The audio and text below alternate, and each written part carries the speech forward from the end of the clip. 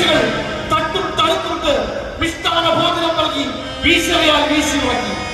കച്ചവടത്തിൽ ഒരു പിടി മണ്ണ് നൽകിയപ്പോൾ പോർച്ചുഗീസുകാരും ഡച്ചുകാരും ഇംഗ്ലീഷുകാരുമല്ല നമ്മുടെ മണ്ണും മാനവും ഇവിടുന്ന് കടത്തിക്കൊണ്ട് പോയില്ലേ?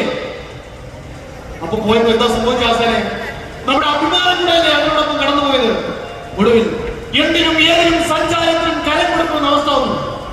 ആത്മാഭിമാനമുള്ള പെട്ടെന്നയും പിറന്നാളും സ്വർഗത്തെക്കാൾ മഹത്വമെന്ന് കിടന്ന ഒരു വീരവിശ്വാസമാനിക്ക് പടങ്ങാൻ കഴിയാത്ത, അടങ്ങിയിരിക്കാൻ കഴിയാത്ത ചെയ്തികളായിരുന്നു മാറി വന്ന വൈദേശികൾ നമ്മളോട് കാട്ടിയത്. വർഷങ്ങളോളം അവർ നമ്മുടെ സഹോദരിമാരുടെ മാനത്തെ അവരുടെ കാറ്റിട്ട് ചവിട്ടി വഹിച്ചു. നാടുവാഴികൾ അവരുടെ ആറ്റത്തിന് സഹിക്കുന്ന പാവങ്ങൾ അവരാണ്.